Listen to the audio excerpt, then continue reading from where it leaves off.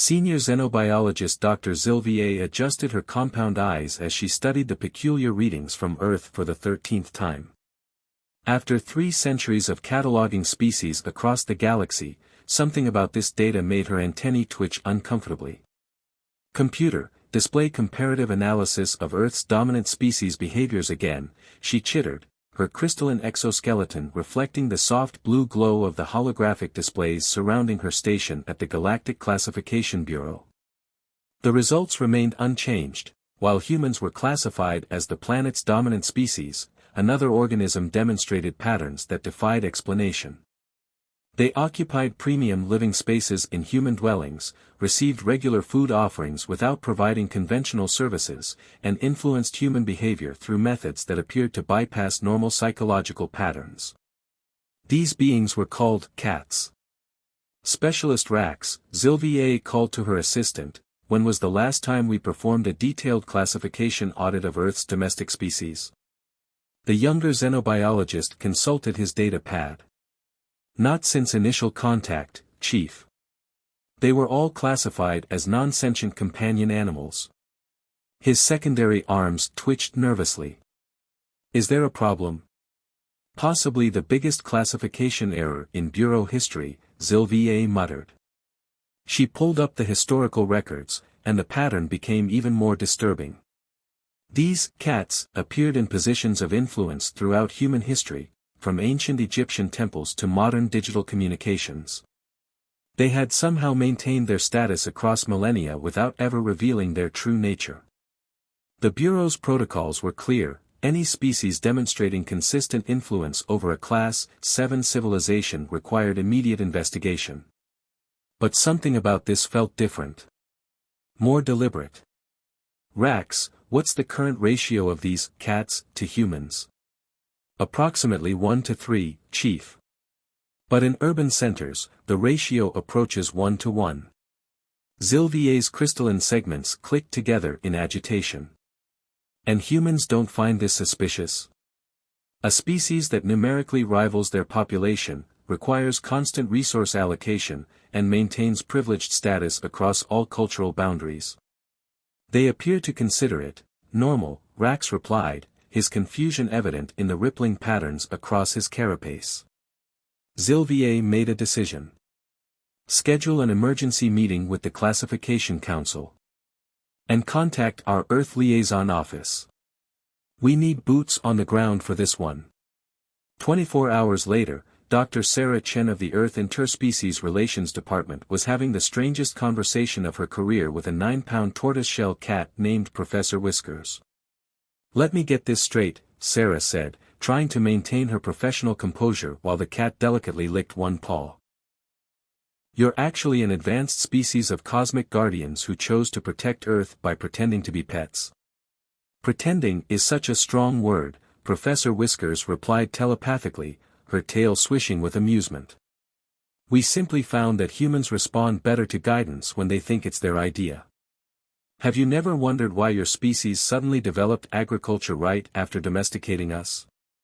Sarah glanced at Zilvier, who was frantically recording everything with her sensory apparatus. "But why maintain the charade now? Earth has been part of the galactic community for decades." Professor Whiskers stretched languidly before responding. "Because, my dear, there are things in this galaxy far older and more dangerous than your current allies know about. Things that have been waiting, watching. And humans, bless their clever but reckless hearts, would have charged right into dealing with them without proper preparation." "Like what?" Sarah asked, even as she noticed Zilvier's crystalline form taking on a distinctly worried hue. "Tell me, Dr. Chen," Professor Whiskers said, fixing her with those ancient golden eyes, "have you ever wondered why cats stare at seemingly empty corners of rooms? Or why we race around your homes at 3 in the morning? Those aren't random behaviors. We're maintaining the barriers that keep certain entities from taking an unhealthy interest in Earth." The cat's casual grooming took on a different meaning now. Each movement seemed precisely calculated, almost ritual-like. "The galaxy is about to enter a very interesting phase," Professor Whiskers continued.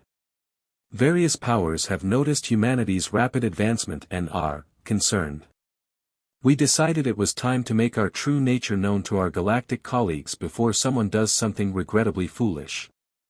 Zilvier's crystalline form shimmered with realization. The quantum displacement incidents in the Carina sector, that was you? A gentle reminder to certain parties that Earth is well protected, Professor Whiskers confirmed.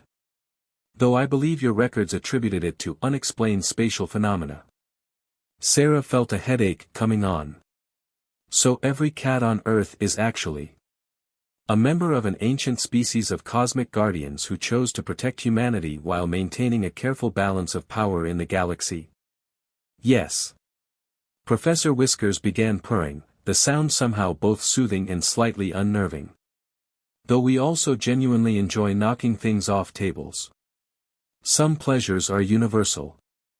As if to demonstrate, the cat casually batted Sarah's pen off the desk, maintaining unblinking eye contact as it fell. The Classification Council is going to have a meltdown, Zilvier muttered. Oh, we're counting on it, Professor Whiskers replied, her purring taking on a distinctly amused tone. It's about time the galaxy understood why Earth cats have always been classified as small gods in certain very old, very classified records. Now, I believe it's time for my scheduled nap.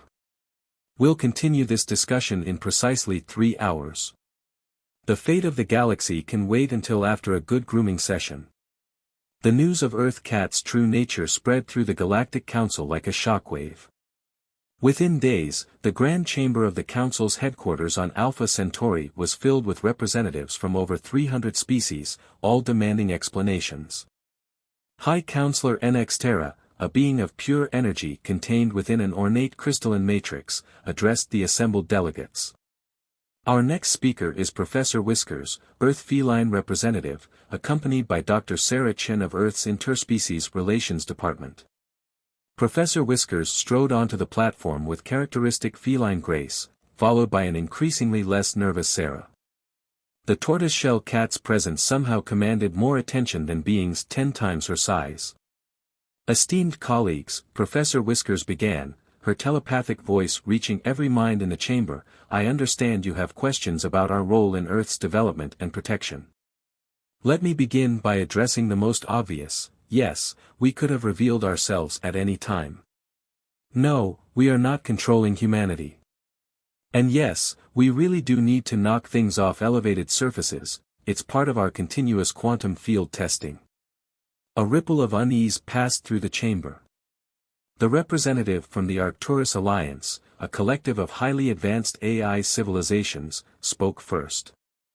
Our records indicate multiple instances of anomalous quantum fluctuations around Earth that couldn't be explained.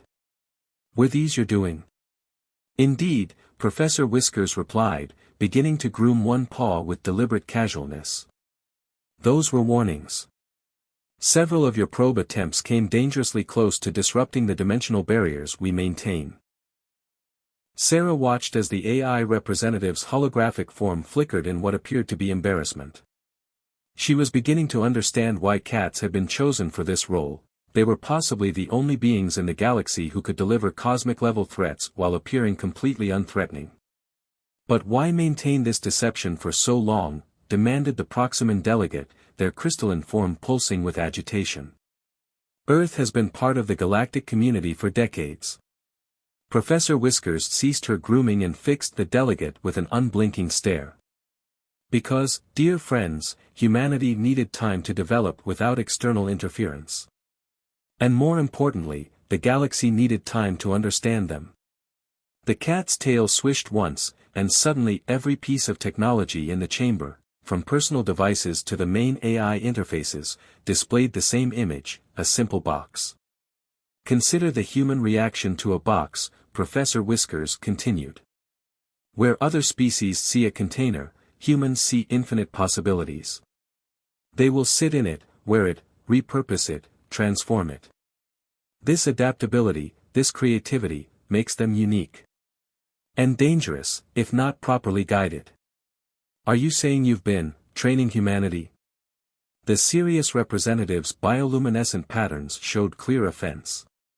Training? No. Professor Whisker's purr filled every mind in the chamber. We've been teaching them to train themselves. Every time a human adapts their behavior to accommodate a cat's seemingly random demands, they're actually practicing diplomatic flexibility. Every time they problem-solve around our apparent whims, they're developing creative solutions to cosmic-scale challenges. Sarah found herself nodding. It explained so much about both cats and humanity's rapid advancement in space exploration and diplomatic relations. But now, Professor Whiskers continued, a greater challenge approaches. One that requires humanity's unique abilities, guided by our ancient knowledge. The dimensional barriers we maintain are weakening, and what lies beyond them makes your most advanced weapons look like children's toys. The chamber erupted in chaos. Sarah noticed that Professor Whiskers had begun grooming again, seemingly oblivious to the panic she'd just caused. It was, Sarah realized, exactly how her own cat behaved after knocking over a particularly expensive vase. Of course, Professor Whiskers added, her mental voice cutting through the chaos like a laser, we have a plan.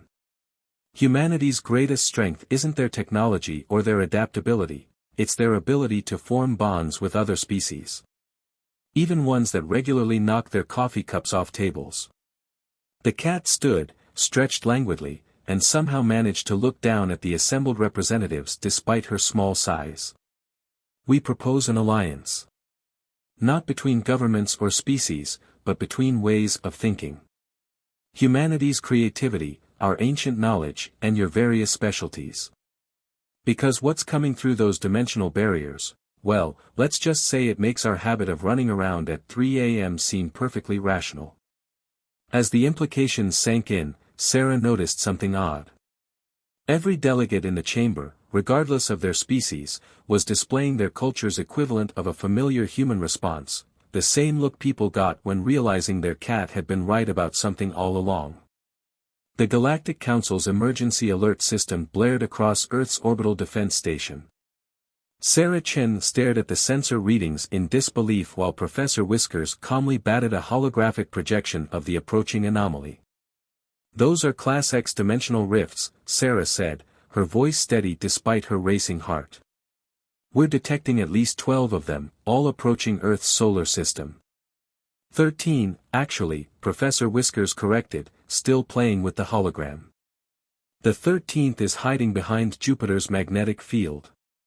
They always come in 13ths, very traditional, these cosmic horrors.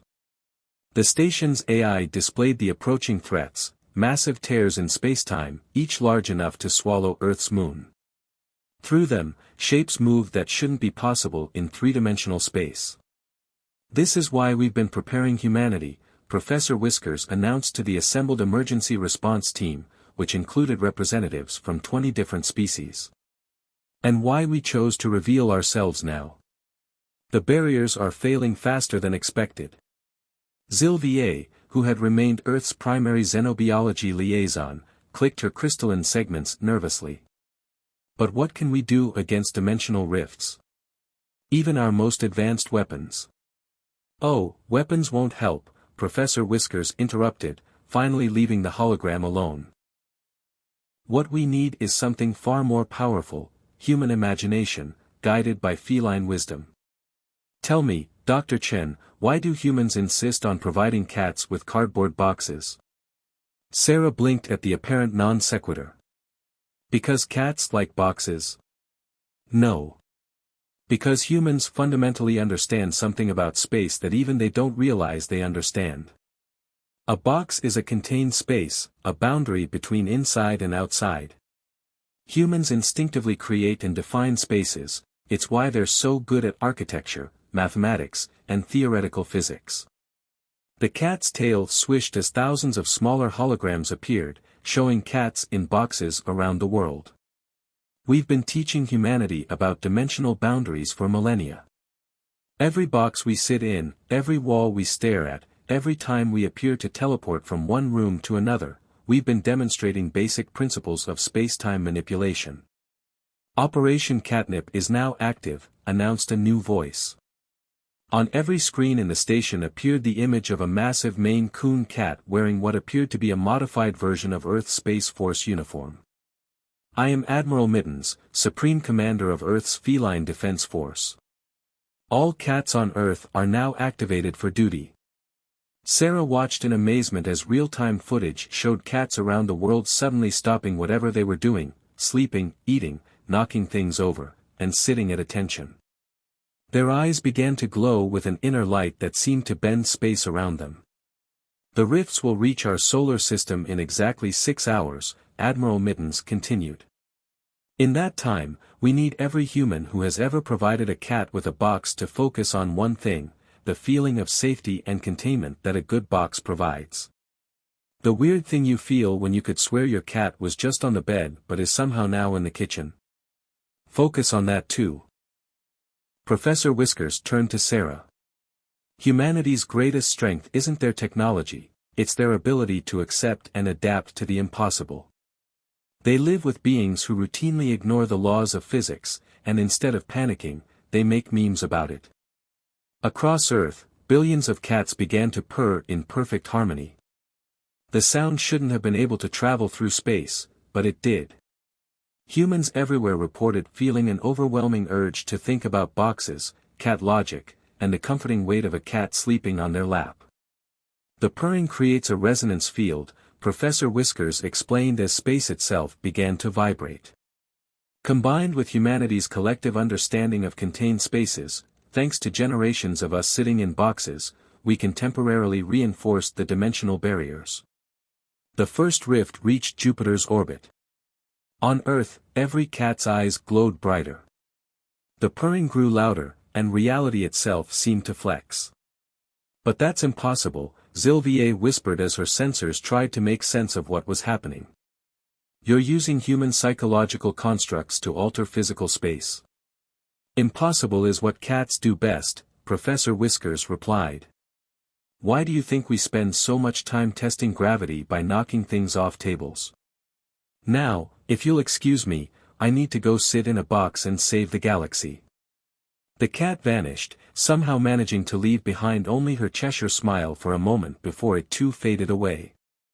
Sarah looked at the main display, where the rifts were now encountering what appeared to be walls of pure possibility, boxes that weren't boxes, spaces that weren't spaces, all held together by the combined power of feline physics and human imagination. I don't understand, she admitted to Sylvie. How is this working?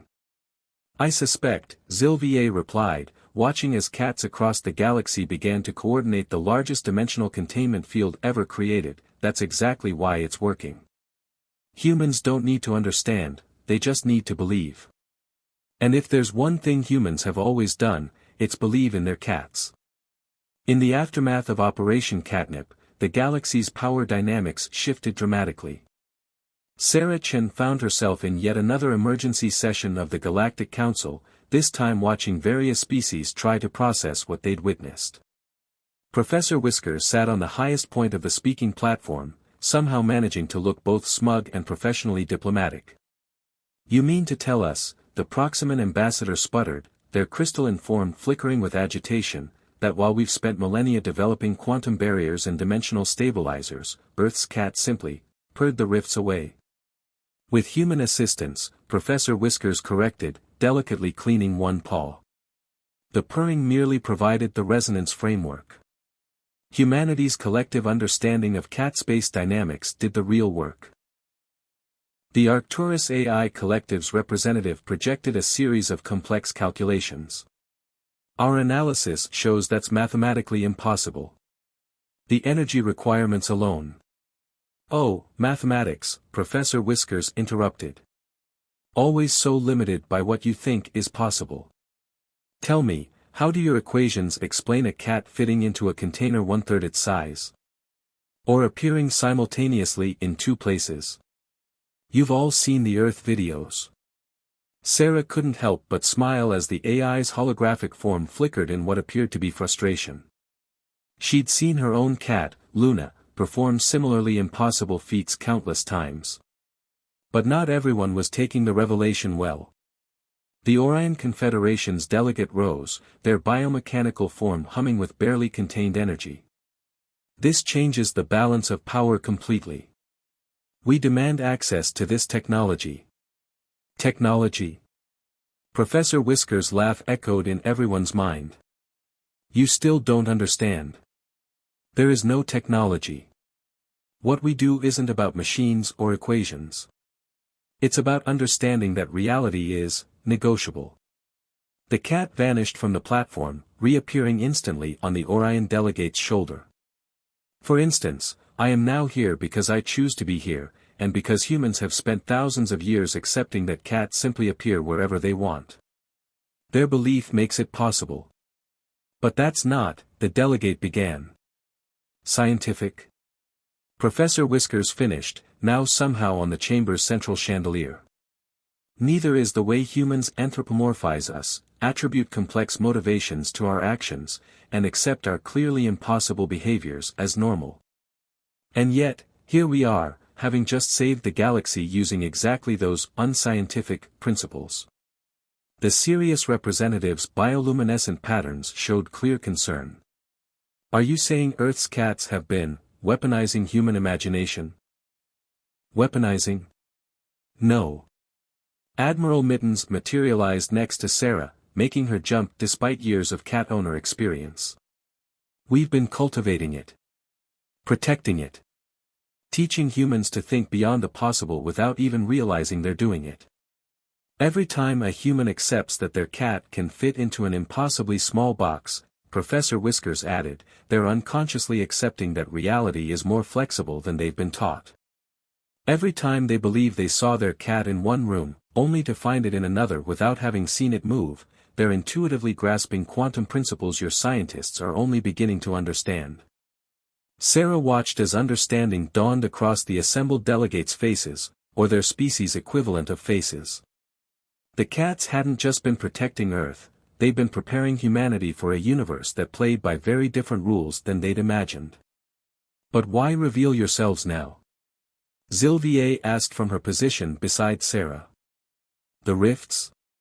Partially, Admiral Mittens acknowledged. But also because humanity is ready to take their next step into the galaxy. And the galaxy needs to understand why we chose them. Professor Whiskers reappeared on the speaking platform. Consider this, faced with beings who regularly defy physics, logic, and causality, humans didn't respond with fear or aggression. Instead, they made funny videos, created elaborate theories, and accepted us as family. That adaptability, that capacity to embrace the impossible with love rather than fear, is unique in the galaxy. And vital, Admiral Mittens added, for what's coming next. The chamber erupted in questions, but both cats had already vanished. Sarah noticed, however, that Professor Whiskers had somehow left behind a knocked-over glass of water on the main council table, a perfectly calibrated message that even in matters of galactic importance, some feline habits were non-negotiable. In the ensuing chaos, Sarah felt a strange sense of peace. The galaxy might be struggling to adapt to this new reality, but as someone who had spent years accepting that her cat could somehow open a closed cupboard from the inside, she was surprisingly prepared for a universe that didn't always make sense. After all, that was the real lesson cats had been teaching humanity all along.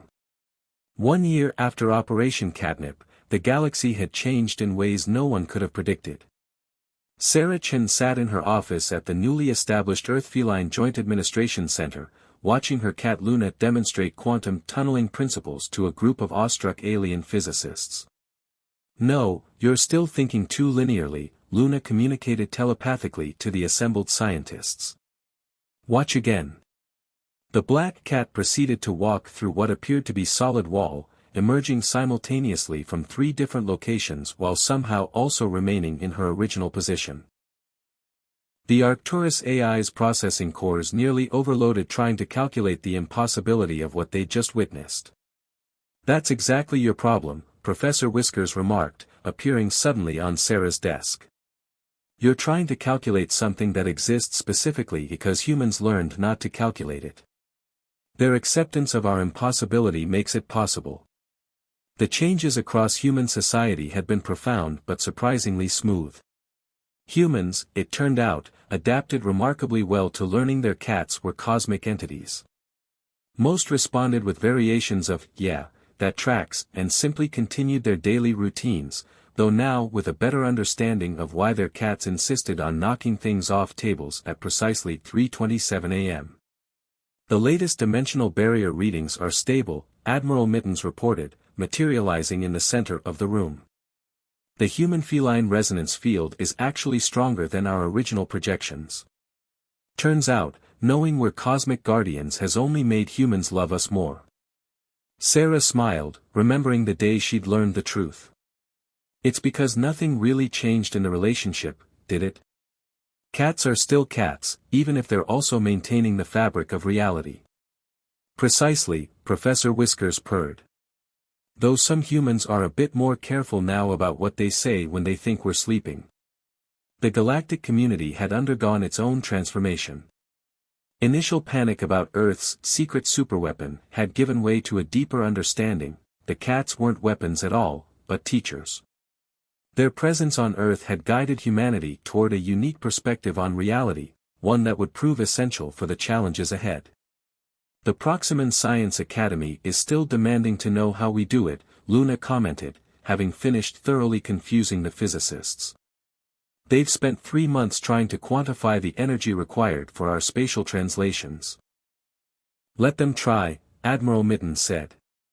Some things aren't meant to be quantified. That's the lesson humanity grasped intuitively. There's room in the universe for both science and impossibility. Sarah watched as her guests departed, still muttering about conservation of energy and violation of fundamental physics. So what's next? She asked the assembled cats. Now that everyone knows the truth. Professor Whiskers stretched languidly. Now we prepare for Phase 2. The dimensional rifts were just the beginning. The real challenge will be teaching the rest of the galaxy what humanity already knows. Sometimes the best way to face an impossible universe is to accept its impossibility. And knock things off high surfaces, Luna added with a distinctly feline grin. That's actually part of our early warning system, Admiral Mittens explained. Each item knocked off a surface creates a tiny ripple in spacetime. Multiply that by millions of cats across Earth. You're monitoring dimensional stability by knocking over our coffee cups. Sarah asked, torn between exasperation and admiration. Among other things, Professor Whiskers confirmed. Why do you think we insist on sitting on keyboards? We're quantum encoding human creativity directly into their work. Those random strings of letters your cat types. Time-space coordinates for barrier maintenance. The implications were staggering, but somehow perfectly sensible. Of course cats had been protecting reality by walking across keyboards and knocking things over. How else would they do it? As if to demonstrate, Luna casually batted Sarah's pen off the desk. There, the cat announced. I just reinforced the quantum barrier over Australia. You're welcome. Sarah looked out her office window at the Earth below, seeing it with new eyes. Every cat napping in a sunbeam was maintaining dimensional stability. Every late-night zoomie was patrolling for spatial anomalies. Every demanding meow for treats was actually a status request for local reality integrity. You know, she said, I don't think the galaxy was ready for cats. No, Professor Whiskers agreed, already settling in for a nap that would, incidentally, regulate the local gravity field. But thanks to cats, they're finally ready for humanity. Outside, millions of cats continued their vital work of knocking things over, sleeping in impossible positions, and protecting reality, exactly as they had always done, and exactly as they always would. The only difference was that now, the galaxy understood why cats had chosen Earth as their home. After all, only humans would look at a being of cosmic power and decide its primary purpose was to be kissed on its fuzzy little head. And that, more than anything, was why the cats had stayed.